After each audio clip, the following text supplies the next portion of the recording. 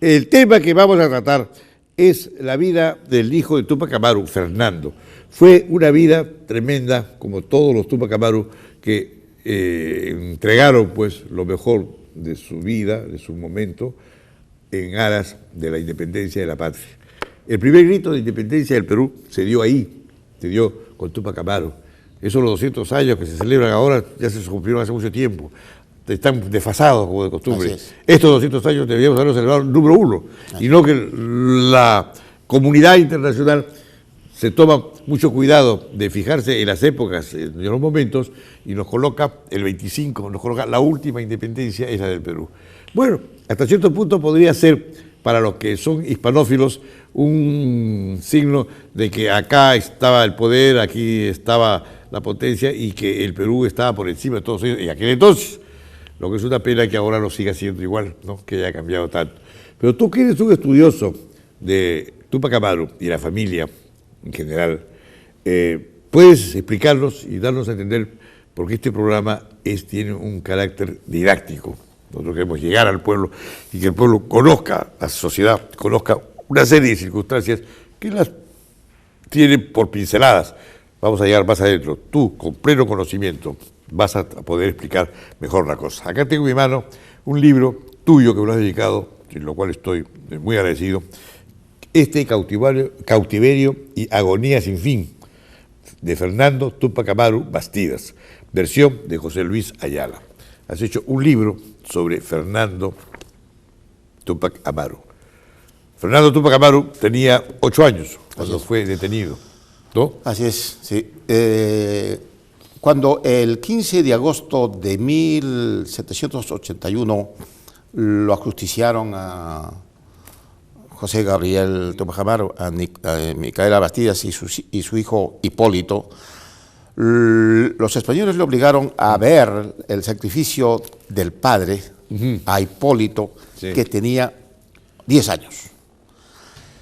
El grito que dio este niño al ver descuartizarlo vivo a su padre fue tan grande y tan horroroso que la gente que estaba expectando este espectáculo macabro se retiró.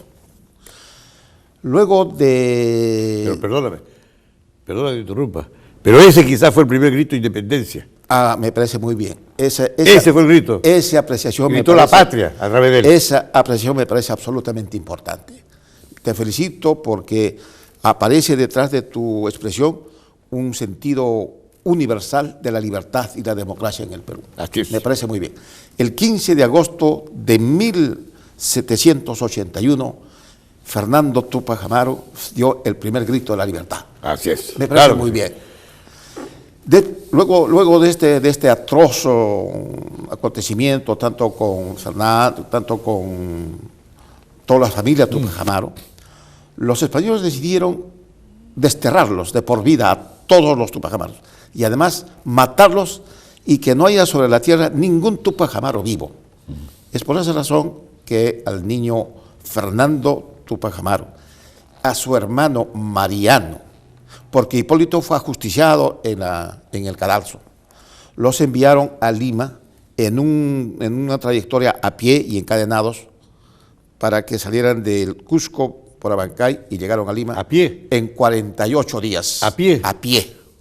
Y Fernandito, un niño de 10 años arrastrando cadenas, vio morir a su tío, vio morir a muchas personas. ¿En el camino? En el camino, hasta que finalmente llegaron. Y cuando llegaron a Lima, los insultaron, les tiraban heces fecales, orines, para demostrar de que estaban totalmente congraciados con la realeza, con el dominio español.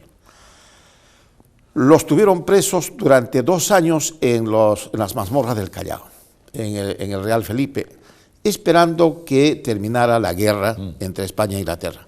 Finalmente terminó y los sentenciaron a todos los Tupac Amaru para desterrarlos de por vida para que cumplieran una cadena perpetua. Estuvieron presos hasta la muerte en una prisión del África.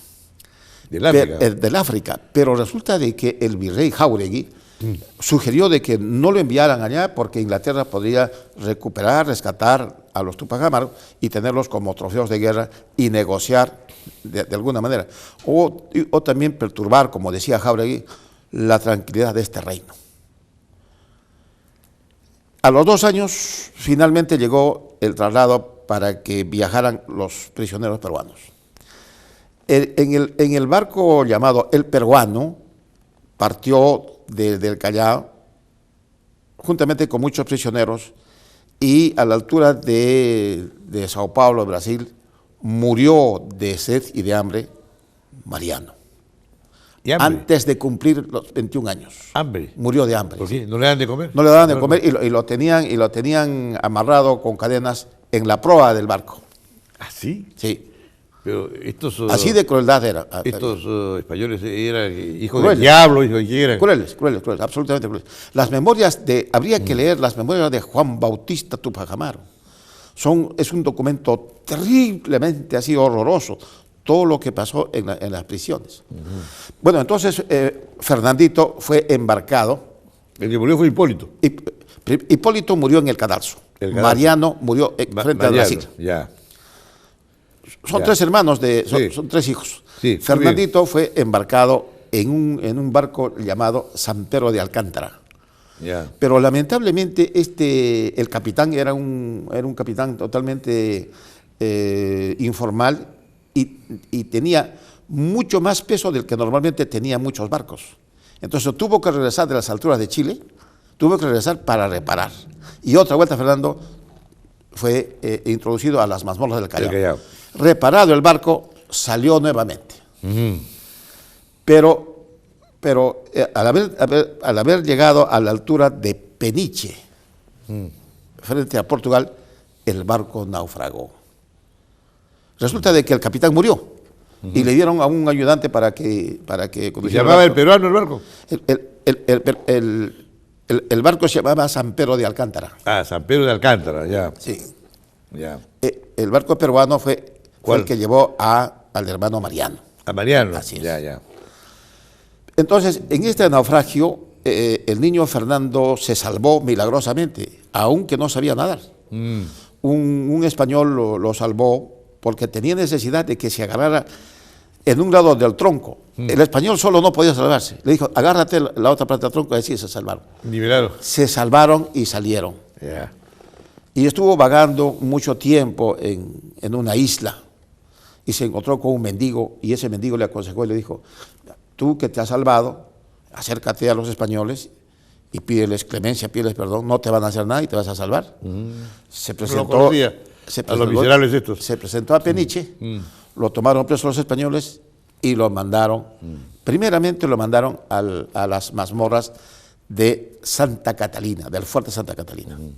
Allí permaneció Fernando durante 6 años y luego pasó a otro fuerte, al fuerte de San Fernando. Al cumplir 10 años de prisión, Fernando se dirigió al rey.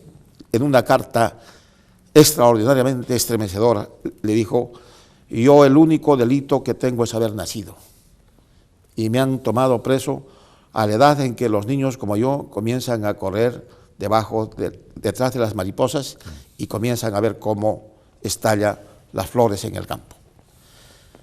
No recibió ninguna contestación del rey, pero volvió a escribir al rey Fernando III. Y el rey Fernando III decidió darle permiso para que lo sacaran de las mazmorras y lo llevaran a un sitio que se llama Getafe. Claro. Getafe, ¿Cerca de Madrid? En Madrid, sí. Claro, cerca de Madrid. Getafe viene del árabe que quiere decir ciudad lejana. Getafe. Y ahí había un convento y ahí lo educaron, le hicieron seguramente pasar la primaria y secundaria. Y otra vuelta le escribió al rey, a Carlos IV, para ver su coronación y le dio permiso y asistió a la coronación del rey. Las cartas han sido publicadas en algunos libros, como el caso por ejemplo, el documental del Perú, y también en los libros de Carlos Daniel Valcárcel.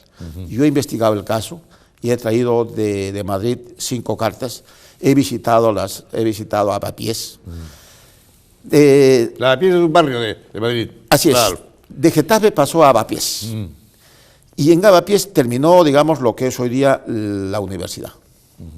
Era, además de ser un hombre inteligente, sabía gramática, en ese entonces decía el manejo de la pluma, lo que es hoy día gramática. Para manejar la pluma hay que saber gramática. Pues. Así es. Si no sabe gramática no puede manejar la pluma. En ese entonces, manejar la pluma, sabía escribir perfectamente, ¿no? Claro.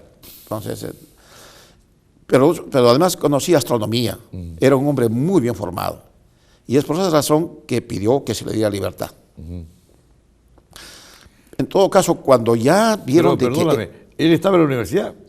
No, tanto en el convento de Avapiés como en Getafe, estuvieron a cargo de los curas escolapios. Ya. Entonces tenía que salir, eso es una cosa que... Los curas escolapios, y hoy día ya no regentan mayores, era como es hoy día la Universidad Católica. ¿Así? No tenía una jerarquía como la de ahora, pero los escolapios formaban especialmente a los niños pobres y desamparados y les daban profesiones. Ahí lo pusieron a Fernando. Entonces, cuando terminó sus estudios regulares de astronomía, de gramática, era un hombre formado y pidió ser funcionario. Le aceptaron que sea funcionario, pero en un informe que después aparece también en el texto que he publicado, le dicen a un funcionario de Madrid que no puede ser que un hijo de Túpac Amaru sea funcionario de España. Y menos aún todavía si es que va a pedir pasaporte, porque hay el peligro de que regrese al Perú. Entonces decidieron darle una pensión, en primer término, de 7.000 reales, que para ese entonces sería hoy día más o menos unos 2.000 soles más o menos. 2.000 soles para que no trabaje y para que viva con eso. Pero 2.000 soles no alcanzaba para nada, porque el costo de vida era tremendamente... Y comenzó a enfermarse. Comenzó a endeudarse, lo perseguían sus deudores, el sastre, y los médicos lo asistían. Finalmente un médico informó de que Fernando Túpac Amaru estaba atacado de una melancolía crónica. Melancolía crónica. Además, desnutrido y por lo que se le administró los santos óleos. Esta vida trágica de Fernando Túpac Amaru lamentablemente no es conocida por los estudiantes de primaria y secundaria. El único historiador que ha tenido el cuidado de dedicarle 2 páginas es Carlos Daniel Valcárcel. Ningún historiador peruano ha estudiado la biografía de Fernando Túpac Amaru. Este libro tiene un propósito muy claro.